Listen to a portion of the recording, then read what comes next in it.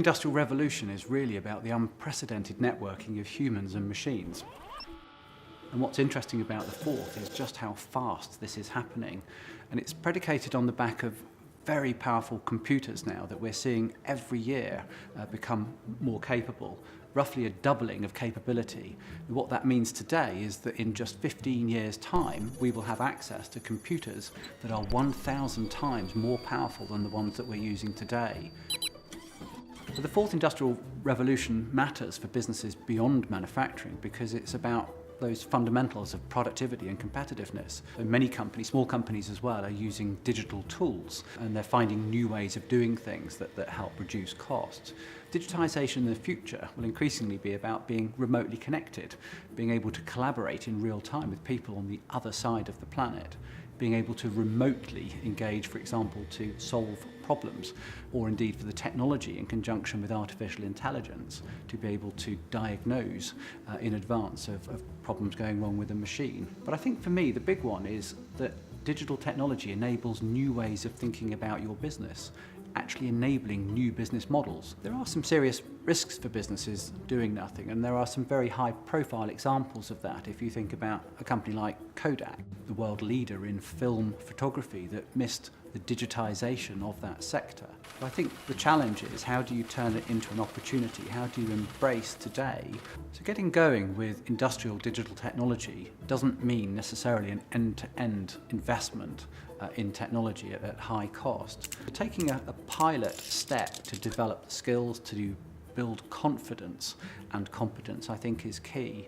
And I would recommend 4 essential steps to digitalisation for business.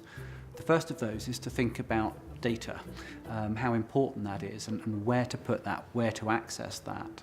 The second is about the mechanisms through which you bring data back and then are able to work on it.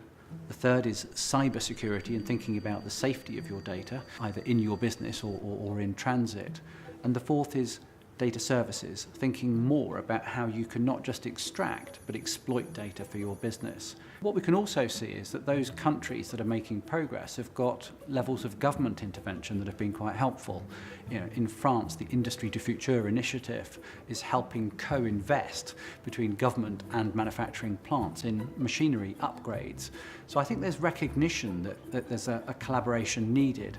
Policy instruments from government, certainly the innovation institutions that bring people together for those conversations, but just as importantly the finance behind an investment being understood so that companies can make a digital step, can undertake an investment.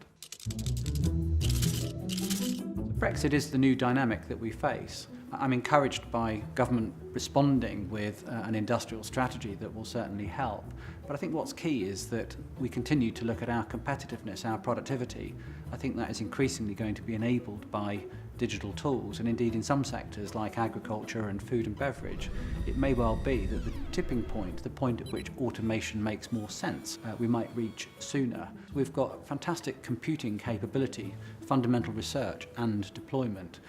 We've got a high level of computer usage in retail, for example, already.